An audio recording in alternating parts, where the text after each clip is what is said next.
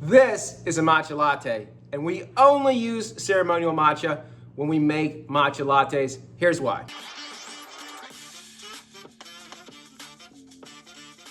Hey guys, I'm Mike. Welcome to Coffeeshop Vibes. If you know my backstory, my wife and I, we took our love of coffee, we created Ispirare Coffeehouse, and then we opened our county's first specialty coffee house, and now we love sharing coffee insights and coffees from around the world with everyone watching and beyond. Guys, thanks for checking us out. If you're not subscribed, please consider doing so. So Coffeeshop Vibes, the whole premise of the show is to help enhance your specialty coffee shop knowledge. We, of course, get tons of questions about things like matchas and lattes and cappuccinos, cortados, how to do this, brewing coffees, natural processed coffees, you name it. And this show helps you navigate a specialty coffee shop. And I always encourage you to shop and to drink at a local specialty coffee shop. It really helps small businesses and it helps families like ours. Anyway, matcha lattes. This is big, and I wanted to talk about this because at first we used organic matcha to make our matcha lattes. It was conventional matcha, sometimes called culinary matcha. There are various different names for it. However, because there was a shortage, we ended up shifting to this ceremonial matcha, which is about $70 a pound. The stuff we use now, I think we retail for around $60 a pound. It is very, very high quality stuff. If you want to know about matcha, ceremonial matcha is the very first leaves of the spring. Conventional matcha could be leaves from those same plants, but they're not the first leaves of the season. So ceremonial matcha, of course, there's a much bigger supply, or much less supply, much higher demand, and the prices are higher. I did a video on that. I'll link in the first comment if you want to go and dive into the matchas. Long story short, there is a huge difference in taste. And I always want to help people when they navigate or come into a specialty coffee shop.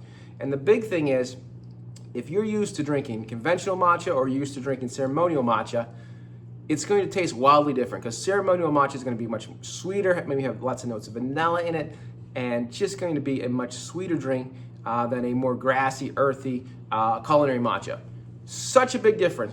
But I do know this, most coffee shops do not state which blend of matcha they have or which type of matcha they have. Again, true ceremonial matcha from Japan is very, very expensive. Ours is around $60 a pound as an organic, and we've done matchas up to $80 a pound. They are very, very expensive, so sometimes coffee shops don't note that. But if you're a matcha drinker and you travel and you go to different coffee shops, you absolutely should ask what type of matcha they're serving. I'll dive into this a little more.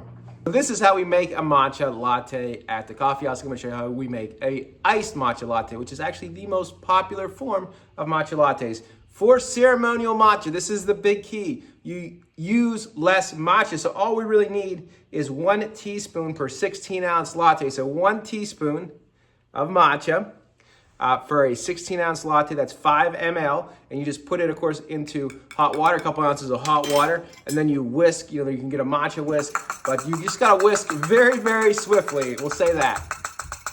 So that's your matcha. You can tell with the... you can always tell with the organic. So this is your matcha. You can always tell with the ceremonial matcha just how true green it is. Now, some of them will be dark green, but this flavor is just so pure with these ceremonial matchas. Again, you only need 1 teaspoon for 16 ounces of a drink. Here I got ice and milk. Some people will add vanilla or strawberry, are very popular flavors. But it's very simple to make a matcha. And you just pour that over top right there. And there you go. I need to add a little bit more milk, but this will be your matcha latte, 16-ounce matcha latte with 1 teaspoon of ceremonial matcha. Some of the conventional matchas, you'll need almost 2 teaspoons to give that flavor, but it does make a huge difference in flavor. If you taste this, this is going to be very, very sweet. Obviously, depending on if you add or you do not add any syrups, but just as a base, matcha going to be sweet. The taste is going to be much, much different from those of an organic or of a conventional matcha. So please, please note that.